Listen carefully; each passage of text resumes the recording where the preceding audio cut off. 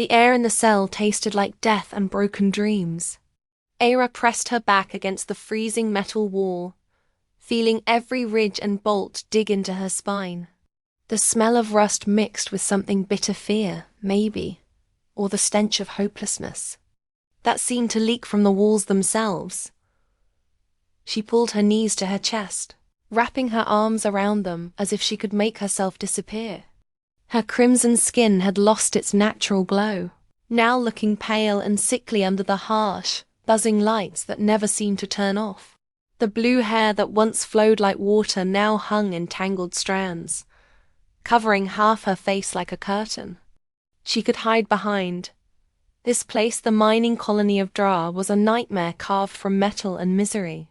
Every day brought new horrors, new reminders that she was nothing more than property now. The Crim Lord who owned this fortress of suffering had made sure of that. Her fingers found the collar around her neck, that cursed thing that had stolen everything from her. The metal was cold and smooth, humming with a power that made her sick. It was more than just a chain. It was a thief, stealing her thoughts, her abilities, her very soul. The psychic suppression device was a monster in its own right, designed by cruel minds to turn powerful telepaths into empty shells. Before this horror, she had been something magnificent. Her mind could reach across vast distances, touching other thoughts like gentle fingers on silk. She could feel emotions rolling off people in waves, hear the whispers of their deepest secrets as clearly as spoken words. The universe had been alive with voices, a symphony of consciousness that only she and her kind could hear. Now her mind was a tomb, silent, empty, dead. Aira wasn't just any prisoner rotting in this hellhole. She was Qatari, one of the star-touched, people who had once ruled among the cosmic winds. Her people were known throughout the galaxy for their striking beauty and incredible telepathic gifts. They had been kings and queens of the stellar realm, their minds linked across the vastness of space itself. But kingdoms fall. Even the mightiest stars burn out. The end had come like a shadow, creeping up on them when they least expected it. The Galactic Council, those who were supposed to protect and guide, had turned into their executioners. The invasion wasn't random violence. It was planned, calculated, orchestrated by the very people her kind had trusted. She remembered that terrible day with crystal clarity. The screams, the laser fire, the smell of burning flesh. She had watched from the cramped hold of a slave ship as her family was gunned down in the streets of her home city. Her parents, her siblings, her friends all gone in a matter of hours. Was when her real nightmare began. Sold from one master to another, she had become a prize to be traded. Each transaction increased her value, each sale making her more valuable and more trapped. Her telepathic bloodline was pure, untainted, rare, the kind of thing that made slavers' eyes light up with greed. Varric Corin had paid the highest price for her, and she knew he intended to get every credit's worth from his investment. Corin was no ordinary slaver. Through whispered conversations between guards, through fragments of overheard communications, she had pieced together the truth. He was a puppet master, pulling strings throughout the galactic underworld. His ambitions stretched far beyond this. Barren wasteland of Dra, reaching into the dark corners of civilized space. She was his tool now, meant to be broken and molded until she was useful. Whether that meant crushing her spirit into obedience or twisting her abilities to serve his schemes, she didn't know. What she did know was that Corin's games always ended the same way, with death. The sudden hiss of the cell door made her heart jump. Her muscles went rigid as a shadow fell across the threshold. But this wasn't a guard. Something about the way he moved was different. His steps were silent, calculated, like a predator stalking through tall grass. He wore no uniform, just A worn leather jacket that had seen better days and dark pants that clung to his lean, battle-hardened frame. The dim light caught the metal of a weapon holstered at his hip, and when he pulled back his hood, she saw a face carved by years of conflict and hardship. His brown eyes swept the cell, sharp and calculating, taking in every detail.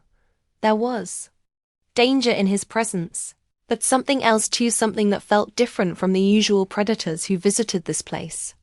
Less like a hunter, more like a storm barely held in check. Aira narrowed her eyes, her voice coming out as a harsh whisper from weeks of disuse. "Who are you? What do you want?" The stranger stepped closer, his boots making no sound on the metal floor. "Jaden," he said, his voice low and clipped like a blade cutting through silk. "I'm getting you out of here." She stared at him, her lips curling into a bitter smile that held no warmth. "And why would you do that? Do you have any idea what happens to people who cross Corin? What he does to those who try to steal from him?" "I'm not here for Corin," Jaden replied, his gaze steady and unwavering. "And I don't have time for long explanations. If you want to live, you'll come with me now." But Aira didn't move. Every instinct screamed at her to be careful, to question this stranger who offered freedom like it was something simple. "Why me?" she asked, her voice gaining strength. "There are dozens of others locked up in this place. Why not free them? Why not save someone else?"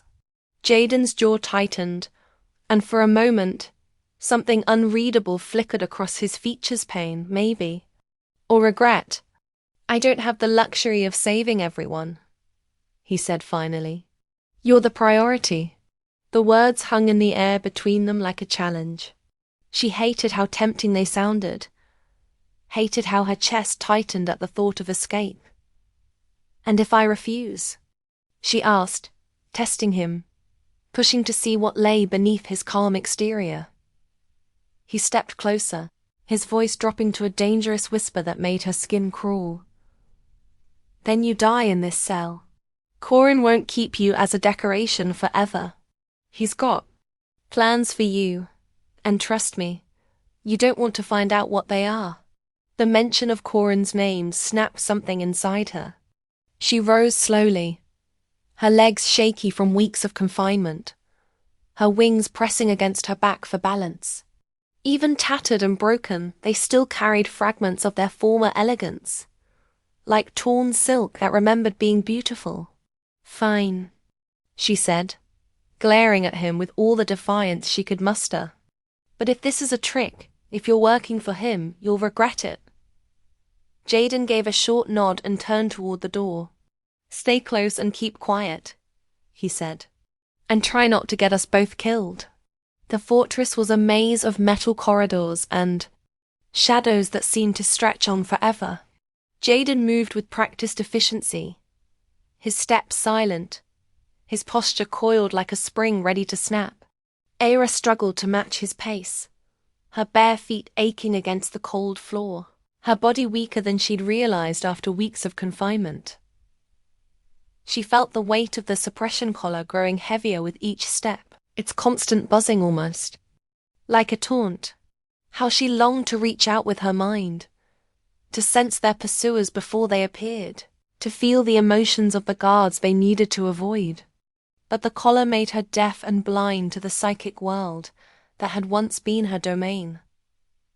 The corridor seemed to press in around them, the walls closing like a fist. The hum of distant machinery provided a constant backdrop to their escape, mixing with the sound of her own ragged breathing. In the distance, she could hear the echo of boots on metal guards patrolling their routes, weapons ready. Jaden led her through side passages and maintenance shafts, every move calculated, every turn planned. His knowledge of the fortress was impressive, almost suspiciously so. How did he know this place so well? "Who sent you?" she whispered when they paused in a dimly lit alcove, pressing herself against the cold wall. "No one," he said without looking at her, his eyes scanning the corridor ahead. This is personal. His short responses frustrated her, making her feel like she was grasping at smoke. Why risk yourself for a stranger? What could you possibly gain from this? Jaden's eyes flicked toward her, and for a moment, their sharpness softened. Because someone once did the same for me, he said quietly, and I owe it to them to pass it on. Before she could ask more, the sound of voices drifted toward them from the main corridor. Jaden's hand shot out, shoving her behind a stack of supply crates. He crouched low, drawing a sleek blaster from his belt with fluid precision. Aira's pulse quickened as two guards rounded the corner, their conversation punctuated by harsh laughter. They were talking about the prisoners, making crude jokes about what would happen to the pretty ones. The sound of their voices made her stomach turn. Jaden fired without hesitation, 2 quick shots that lit up the corridor with brilliant blue light. The first guard dropped instantly, his weapon clattering to the floor. The second only managed a strangled shout before falling beside his companion, the smell of scorched flesh filling the air. Move, Jaden ordered, already heading down the corridor toward their destination. They reached the docking bay minutes later, and Aira froze at the sight that greeted them. Rows of hulking vessels gleamed under harsh floodlights, their metal hulls reflecting the industrial lighting like mirrors. Freedom loomed just ahead, tantalizing yet seemingly impossible to reach. Then the alarms began to blare. "Damn it," Jaden muttered, his calm facade cracking for the first time. He grabbed her arm and pulled her toward the nearest ship. Run! Guards flooded into the bay like angry insects, their weapons raised and ready. Jaden fired rapidly, each shot precise and deadly, but there were too many of them. Aira grabbed a metal rod from a nearby crate, her hands shaking as she swung it at a guard who got too close. Her strikes were clumsy and desperate, but fueled by years of suppressed rage. "Get on board," Jaden shouted, covering her as she climbed into the cargo ship. The vessel was small but sleek, built for speed rather than comfort. He followed her up the ramp, slamming the hatch shut as blaster fire ricocheted off the hull like deadly rain. The engines roared to life, the ship shuddering as it lifted off from the docking platform. Aira collapsed onto the floor, her chest heaving, her heart hammering against her ribs. She stared at Jaden, who was already at the controls, his fingers dancing over the console with practiced ease. "Why me?" she asked again, her voice barely a whisper above the engine noise. Jaden didn't turn around, his focus entirely on piloting them away from danger. "Because you're worth saving," he said simply. The ship pierced through Dra's polluted atmosphere, breaking free of the planet's choking embrace. Beyond the viewport lay the vastness of space, endless and filled with possibilities that seemed both terrifying and wonderful. For the first time in years, Aira felt the faint stirrings of something she'd almost forgotten hope. But she knew, better than to trust it completely.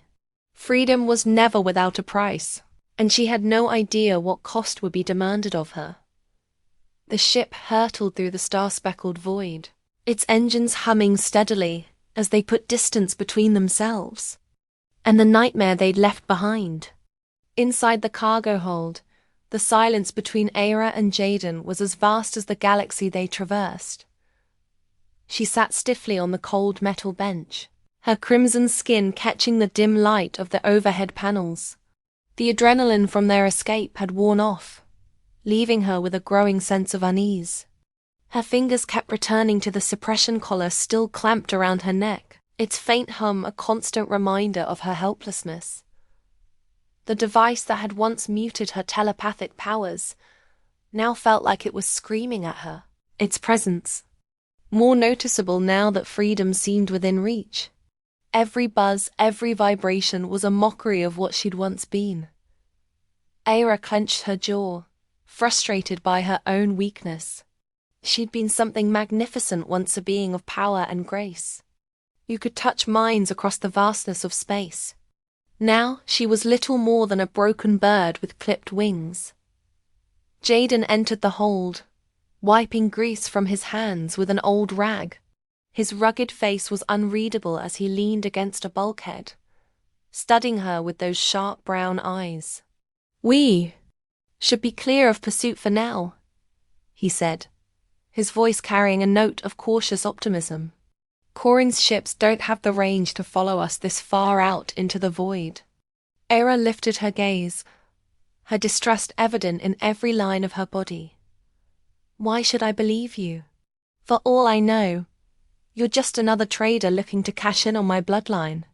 Jaden raised an eyebrow, his tone remaining calm despite her accusation. "If I wanted to sell you, I wouldn't have risked my neck getting you out of there. There are easier ways to make money."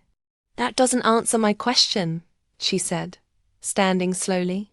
Her wings flared slightly despite their battered state. A reflexive display of defiance. "What do you want from me?" His sharp brown eyes softened just enough to surprise her. "I want to help you." Aira laughed, the sound bitter and hollow in the small space. "Help me? No one helps a Qatari unless they want something in return. We're too valuable, too dangerous. People either want to use us or destroy us." Jaden crossed his arms, his voice remaining steady. "Maybe I'm not like the people you've met before." She studied him carefully, searching for cracks in his stoic exterior. There was something in his demeanor, an undertone of weariness, as though he carried a weight he wouldn't share. It made her uneasy vulnerability in others always mask danger in her experience. "Fine," she said finally, sitting back down on the bench. "Where are we going?" "Somewhere safe," Jaden replied. "You need rest, and I need to get that collar off you."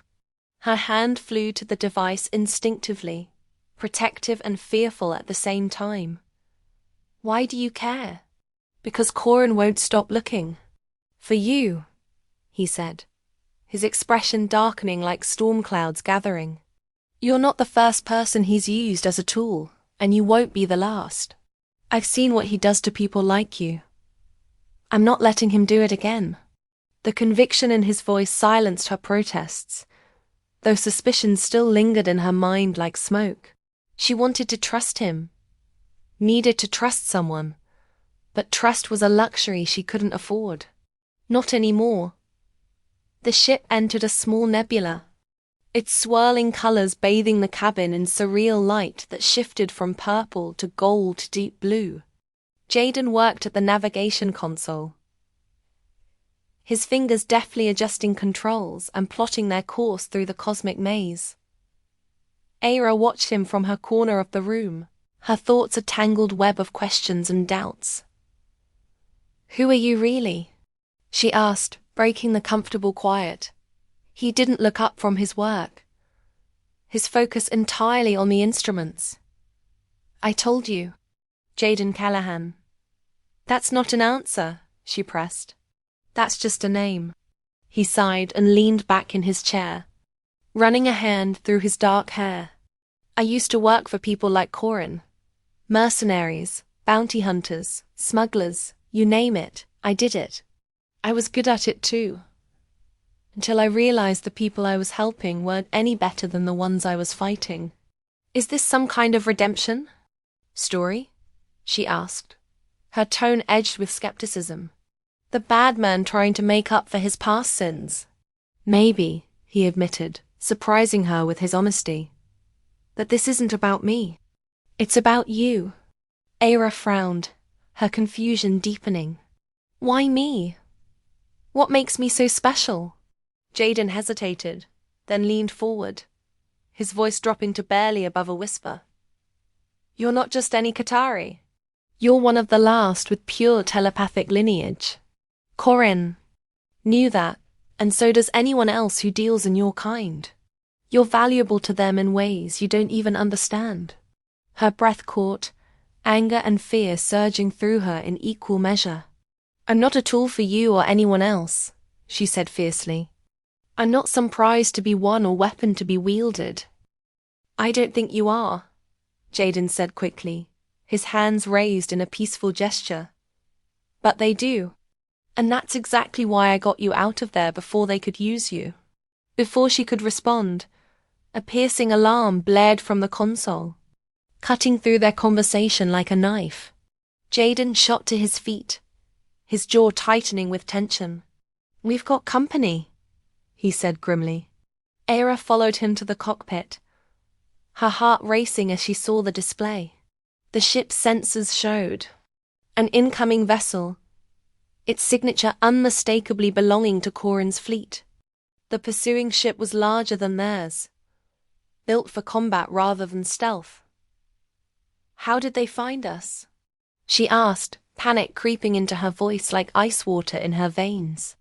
"Corin has resources most people can only dream of," Jaden said, his fingers flying over the controls. "He must have tagged you somehow." Aira's hand went to the collar around her neck, understanding flooding through her. "The suppression device." Jaden nodded grimly. "Probably. We'll deal with it later. Right now, we need to outrun them." The ship shuddered as blaster fire streaked past its hull, lighting up the nebula with brilliant flashes of destructive energy.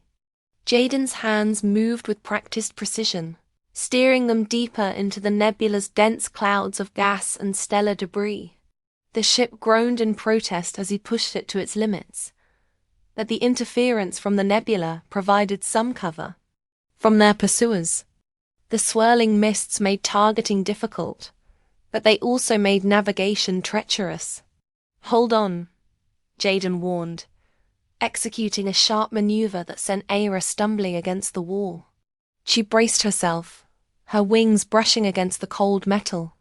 As she struggled to maintain her balance, the ship dove deeper into the nebula, its engines straining against the cosmic turbulence.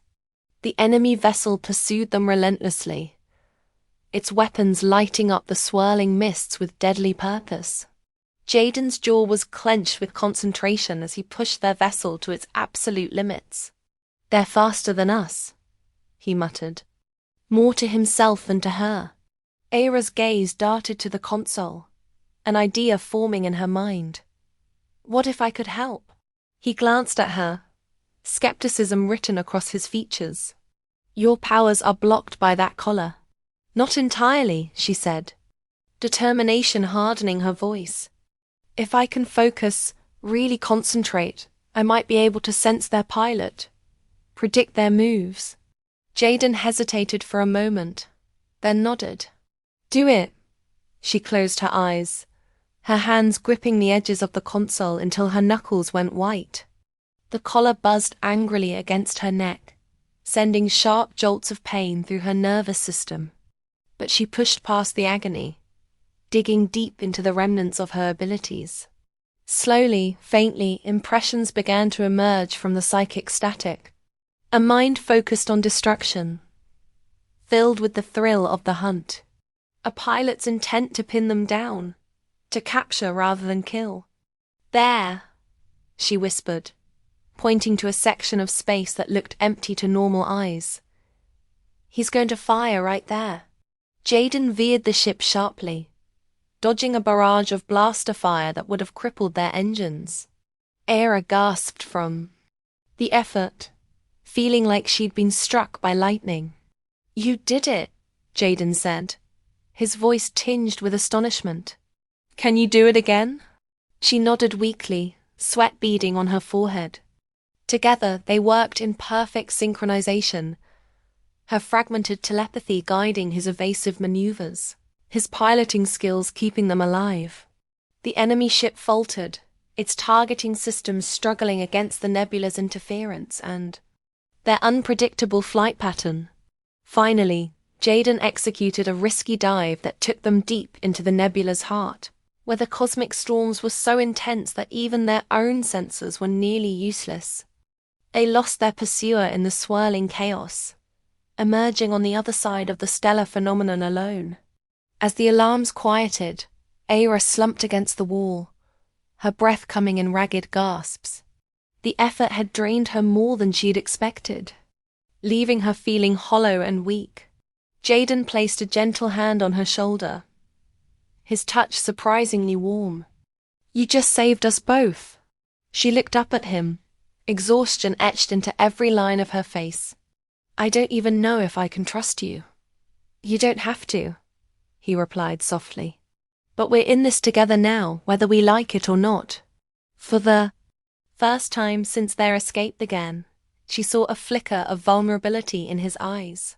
It unsettled her, yet somehow felt oddly reassuring. Perhaps he wasn't as invincible as he seemed. Perhaps he wasn't lying about wanting to help her. But trust was still a distant star, barely visible in the vast darkness of her doubt. And she knew that the hardest part of their journey was still ahead. The silence of the ship stretched between them like a bridge neither was quite ready to cross. They had escaped for now, but in the infinite darkness of space, safety was always temporary, and freedom always came at a price. Fractured Jaden's boots clanked against the metal floor as he entered the hold, breaking. His presence filled the small space, though he said nothing at first. He leaned against the bulkhead, crossing his arms as he studied her. His face was shadowed, half lit by the dim glow of the overhead lights. "You're quiet," said finally, his voice low and measured. Era looked up, meeting his sharp gaze. "Should I be thanking you for dragging me into your fight?" Jaden's brow furrowed, but he didn't rise to the bait. "It's not my fight, it's yours. Is that what you tell yourself to sleep at night?" She stood her wings, folding tightly against her back. "That you're the noble hero saving the helpless alien?" His jaw tightened, but his voice remained calm. "I'm no hero. And you're not helpless, but Kin's not going to stop hunting you. If you want to stay alive, you need to stop pretending you're still in Thatchel." Her breath hitched at his words. She hated the way they struck a nerve. "You didn't know me," she said, her tone icy. "You're right," Jaden replied, his eyes narrowing. "I don't, but I know what Corin does to people like you, and I know you're better off angry than afraid." Aira turned away, her fists clenching at her sides. He wasn't wrong, and that only made her angrier. "Where are we even going? To a place where we can figure out our next move? Jaden said, "It's not much, but it's secure." "Another abandoned outpost?" asked, her voice laced with sarcasm.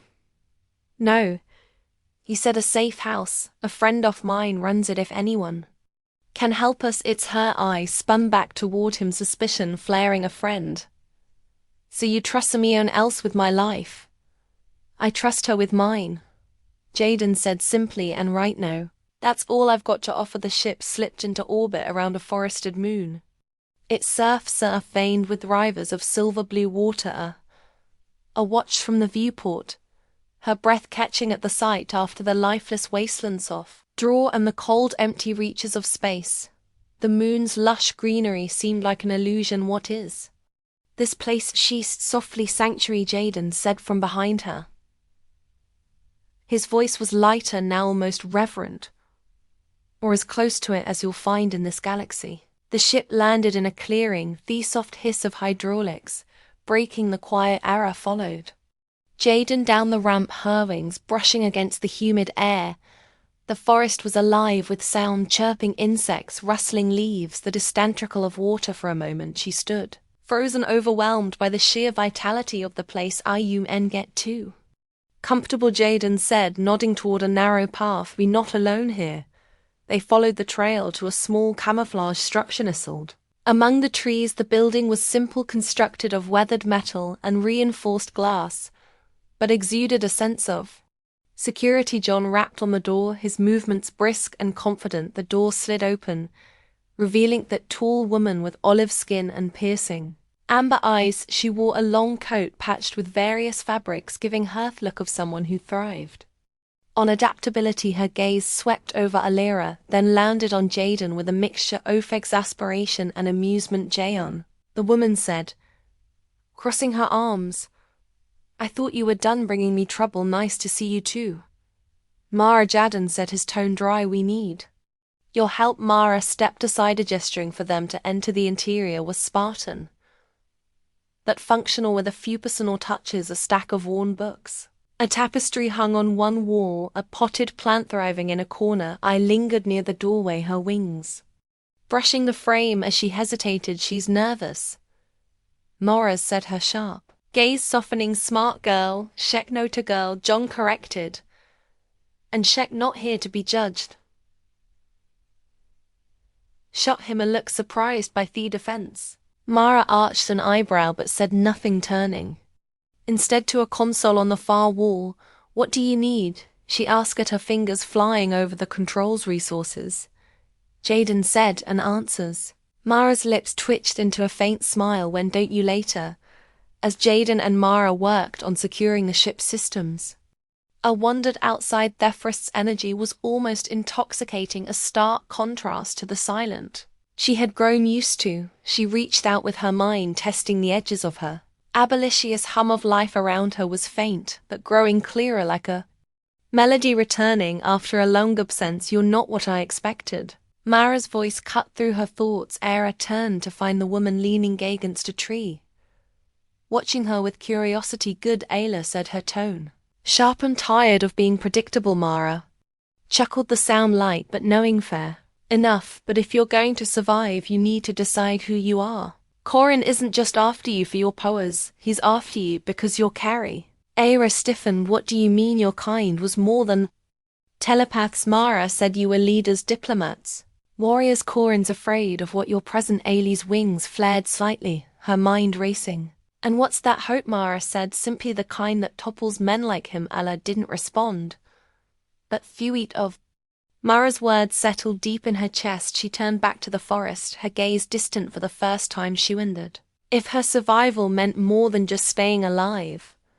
Perhaps it meant fighting back. The air inside Mara's safe house was thick with anticipation, as though the forest outside held its breath alongside them. A pace that cramped living quarters, her wings twitching with unspent energy. Her crimson skin caught the flicker of the holographic map hovering between John and Mara. Despite the tension, her thoughts wed to the faint hum of her telepathy, stronger now, but still unsteady. The weight of responsibility sat heavily on her chest, a constant reminder of how far she had to go. We don't have time to play it safe, Jaden said, pointing to a glowing good sector on the map. His voice carried the steel edge of urgency. Corin's forces are already closing in on refugee routes. If we wait, they'll have more captives and more leverage. Mara crossed her arms, her amber eyes narrowing. And if you rush in without a plan, you'll only get yourselves killed. I stopped pacing, her wings spreading slightly as she turned to face them. What's the alternative? Stand by and watch them suffer, you said it yourself. Mara, Corin's consolidating power. We have to do something. Mara shook her head, her expression a mixture of frustration and resignation. You think I don't want to help? This isn't about what's right.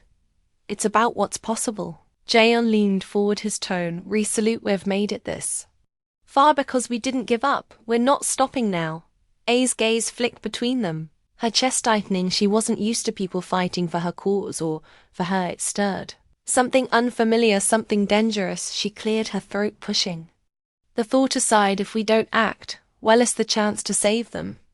She said, what's the point of surviving if we let Corin win? Mara sighed and gestured. Tub map, there's a transport ship scheduled to leave a nearby planet in 2 days. It's carry refugees to a supposed Yuri. My intel says it's a trap. Corin's men plan to intercept it. Allies' wings flared, her voice sharp. Then we stop them. It's not that simple. Mara replied, the transport will be heavily guarded. You're talking about taking on an entire fleet. Jan glanced at Ara, then back at Mara. We faced worse. Mara's lips quirked into a faint smile. You're as reckless as ever. Jayon. Reckless works, he said with a shrug. Sometimes the night before their departure, the forest was alive with sound, the hum of insects, the rustle of leaves and the warm breeze. Ayla, stood by a narrow stream near the edge of the clearing, her bare feet sinking into the cool, soft earth. The moonlight bathed her crimson skin in silver, illuminating the faint shimmer of her wings as they rested against her back. She closed her eyes and reached out with her mind, letting her telepathy stretch into the quiet expanse around her. The forest responded with gentle pulses of emotion, curiosity, calm life. It was beautiful but fragile, like a melody only she could hear. "You're out here again," Jan said, his voice breaking the stillness. I turned to find him leaning against a tree, his silhouette outlined by the moonlight, his rugged features softened in the pale glow, and for a moment the sharp edges of his persona seemed to blur. He wasn't the hardened mercenary she had first met. He was something more and something less. "I needed space," she said, her tone guarded to think, and he asked, stepping closer. She hesitated, her gaze dropping to the stream. "I don't know if I can do this," Jaden's voice softened. "What makes you say that?" Alira looked up, her eyes meeting his. "Because I'm still figuring out who I am, who I'm supposed to be. How can I fight for others when I'm barely holding myself together?" He took another step closer, his presence grounding her. "No one's asking you to have all the answers. You're already doing more than most people would." "Why do you care so much?" she asked, her voice breaking slightly. "Why me?" Jaden's expression shifted, his usual guardedness slipping. "Because you're worth it, and because I've seen what happens when people like you didn't get the chance to fight back." Her breath hitched at the honesty in his voice. She took a step toward him, the distance between them shrinking. "You make it sound so simple." "It's not," he said, his voice low, "but some things are worth the risk." They stood there in the moonlit clearing, the forest a quiet witness to the unspoken tension between them. Aira searched his face, her mind buzzing with thoughts she couldn't control. She hated the vulnerability he uncovered in her, yet she couldn't deny the way it steadied her. Without thinking, she reached up, her fingers brushing against his cheek. His skin was warm, rough from years of hardship. He didn't move, didn't flinch, but his eyes locked onto hers, unyielding and intense. "What are we doing?" she whispered. John exhaled a faint smile, tugging at the corner of his lips, trying to figure that out. She laughed softly, the sound more of a release than amusement. "You're impossible, and you're stubborn," he replied, his voice lighter now. The moment lingered, charged and fragile. Step back, her wings brushing against the tree behind her. "We should get some rest. Tomorrow is going to be complicated." John nodded, but his gaze lingered on her for a moment longer. "Yeah, complicated," as he turned and walked back toward the safe house. Alira stayed behind, staring at the stream. Her heart was racing, her thoughts spinning for the first time in a long time. The walls she had built around herself felt less like armor and more like chains, and she wasn't sure if she wanted to keep them. The ship moved silently through the void, its engines purring softly as Jot, on piloted with practiced precision, sat in the co-pilot's feather, eyes fixed on the glowing controls, though her mind was far from the task at hand. Her crimson fingers tapped rhythmically against the armrest, a small but telling sign of her unease. "Relax," Jaden said without looking at her. "You're going to wear a hole in that chair." "I'll relax when we're not walking into a trap." Era replied, her wings twitched slightly, brushing the back of the seat. "This feels too easy," John smirked faintly. "Since when has anything been easy for us?" She wanted to argue, but he had a point. Their entire journey had been a series of close calls, each one a little more desperate than the last. But something about this mission felt different. She couldn't shake the nagging feeling that they were missing something, like a puzzle with one crucial piece left out. The calm unit crackled, and Marwa's voice came through, sharp and steady. "You're nearing the target zone. The transport is still on schedule, but you won't have much time once they intercepted." "Understood," Jaden said, adjusting their trajectory. "We'll handle it." I leaned forward, her eyes narrowing as the transport ship came into view on the scanner. It was a hulking vessel, its exterior patched and weathered from years of use. It carried no visible weapons, a clear sign of its vulnerability.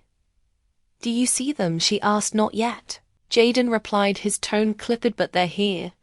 As if on cue, 3 sleek fighter ships appeared on the edge of the scanner. Their movements precise and predatory, Aira felt a chill run down her spine. Corins. Hunters were nothing if not efficient there, closing and fast. Jaden said, his hands tightening on the controls. We'll have to draw them off. Alla nodded, her jaw set. What's the plan? Jotun glanced at her, a flicker of hesitation in his eyes. I'll take the lead. You cover the transport. No, she said firmly, we do this together. Before he could argue, the first fighter opened fire, its laser streaking across the void. Jaden yanked the controls, sending their ship into a sharp dive. Aira grabbed the edge of the console, her wings flaring instinctively for balance. Together it is. John muttered, his focus shifting back to the fight. The next few moments were a blur of motion and sound. Jaden maneuvered their ship with almost reckless precision, weaving through the enemy fire with an ease that made it clear he had done this before. His telepathic senses buzzed as she reached out, brushing against the minds of the enemy pilots there.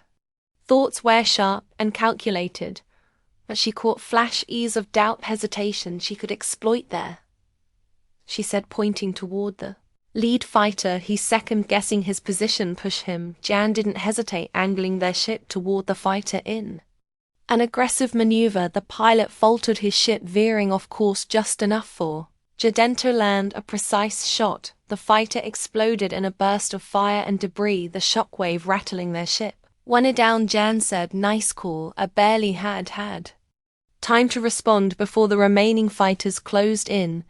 She focused again, sending a mental projection into the nearest pilot's mind, a vision of his controls malfunctioning, the oxygen draining from his cockpit. The pilot panicked, his thoughts chaotic. As he abandoned formation, John took advantage of the opening, disabling the second ship with another well-placed shot. The final fighter retreated, its pilot unwilling to face them alone. Aira exhaled, her body sagging with relief. It's not over yet, Jaden said, his voice grim look. She followed his gaze to the transport ship. A larger vessel had appeared, its sleek design unmistakably Corrin's. The ambush wasn't just a hunt, it was a coordinated operation. That's not a patrol ship, Aira said, her voice tight. Jaden's expression dark. Hewn here, the words sent a ripple of fear through her, but she pushed it down. Then we finished this. They docked with the transport ship under the cover of the larger vessel's distraction. Inside, the air was heavy with tension. The Qatari refugees huddled in small groups, thereby luminescent ice-wide with fear, Onk heart clenched at the sight. Everyone listen, she said, her voice firm but calm. We here to help. Stay quiet and follow our lead. A man stepped forward, his movement stiff with mistrust. His skin was a darker shade of Croman, his eyes narrow and calculating. How down? No, you're not leading us into another trap, because if we wouldn't have risked our lives getting here. Janan said, his voice sharp. The man hesitated, then nodded reluctantly. Fine, but I feel lying. We're not A interrupted Letton move as they began ushering their refugees toward the docking bay. Ah felt a faint buzz at the edge of her mind. It was a warning, a subtle but unmistakable sense of danger. Jan, she said, her voice so something's wrong. Before he could respond. The ship shuddered violently. The lights flickered, and a deep voice echoed through the calm system. You didn't think it would be that easy, did you? Ailey's blood ran cold. She knew that voice. It was Karen. Jaden's jaw tightened. He's here. The ship's corridors filled with the sound of heavy boots as Corin's soldiers boarded. A's wings flared, her instincts kicking in. She reached out with her telepathy, trying to anticipate their movements, but her senses were clouded by the sheer number of hostile mins. Were out of time. Jaden said, we have to fight. The next moments were chaos. Soldiers poured into the transport, their weapons blazing. Aira fought with a ferocity she didn't know she possessed, using her telepathy to disorient the attackers, while John took them down with precision shots. The refugees huddled behind makeshift barriers, their fear palpable but contained as the last soldier fell. The cal crackled again. Corin's voice was calm, almost amused. Impressive, but you've only delayed the inevitable. Before they could respond, an explosion rocked the ship. The docking bay was compromised, their escape route severed. We're trapped, John said, his voice grim. Ache mind raced, her heart pounding. They couldn't fail now, not when they had come so far. No, she said, determination, hardening her voice. Were not she to net to the refugees her gaze? Fierce, do you trust me? The man who had questioned her earlier stepped forward, his expression grim, but resolute. We don't have a choice. Ala nodded, her telepathy flaring as she reached out, weaving a web of connection between the refugees. Their fear and doubt began to dissolve, replaced by a shared sense of purpose. Then let him finish this, she said. And for the first time she believed they could. The ship groaned under the strain of the explosions, its frame trembling as another blast rocked the docking bay. Smoke filled the air, mingling with the acrid scent of burnt metal and scorched ichors. I stood at the center of the chaos, her wings flared wide, her telepathic senses buzzing with tension and fear.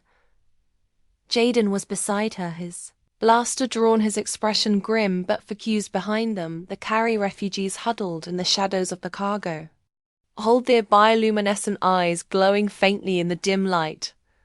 They not giving us a way out, Jaden said, his voice low but steady. Corin wants us boxed in. Hugh, not going to win, eh?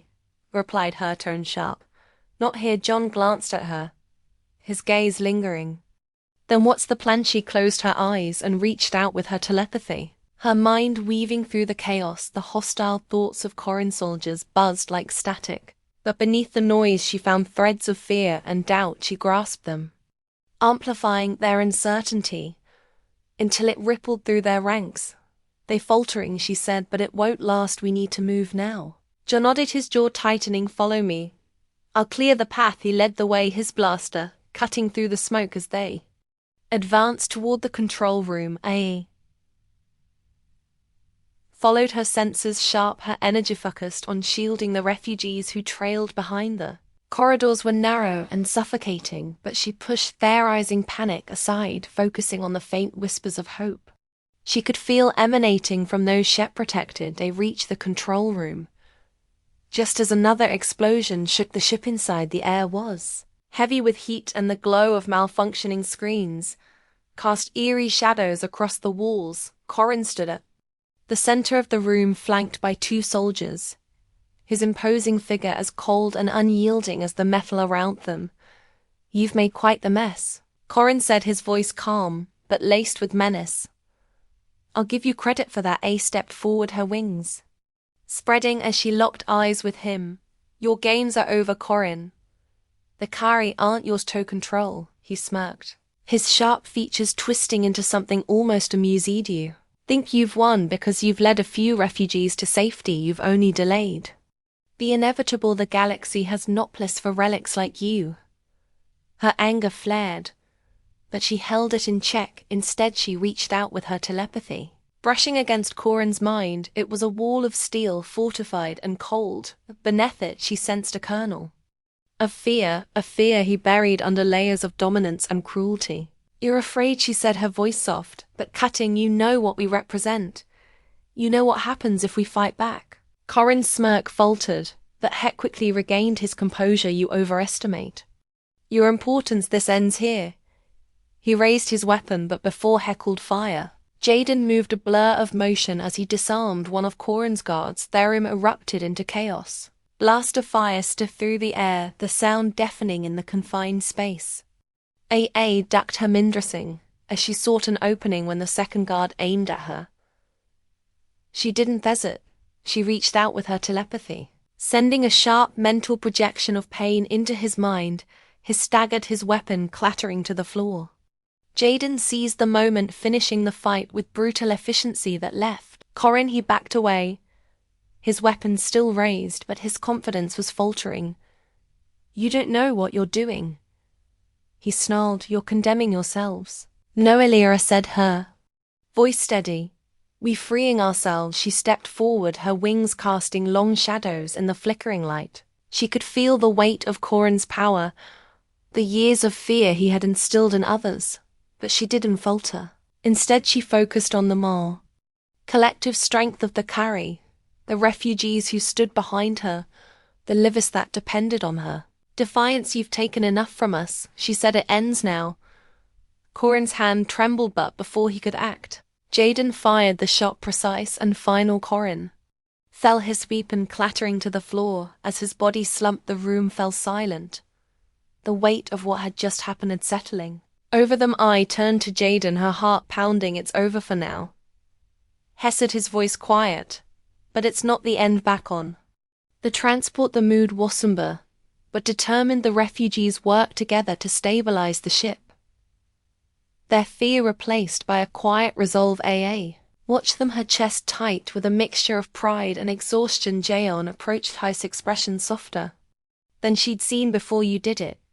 We did it, she corrected, a faint smile tugging at her lips. He chuckled, shaking his head, always sharing credit. She turned to face him fully, her wings brushing against the edge of the console. We wouldn't have made it without you or you, he said, his voice dropping slightly. You're stronger than you. Realized the intensity in his gaze sent a shiver through her. For a moment the noise of the ship faded, and it was just the two of them standing amidst the remnants of their fight. He stepped closer, his hand brushing against hers, and the contact sent a jolt through her. Jordan, she began, but he cut her off, his voice low and earnest. Whatever comes next, I'm with you no matter what. She Memphis gaze, her walls crumbling under the weight of his sincerity. Slowly, tentatively, she reached up, her hand resting against his cheek. He didn't move, didn't speak, but the look in his eyes spoke volumes. We'll figure it out, she said softly. Together he leaned forward, his forehead resting against hers, and for the first time in what felt like an eternity, she allowed herself to hope the galaxy was still a dangerous place, but they had carved out a small victory, a spark in the darkness, and together they would make it burn brighter.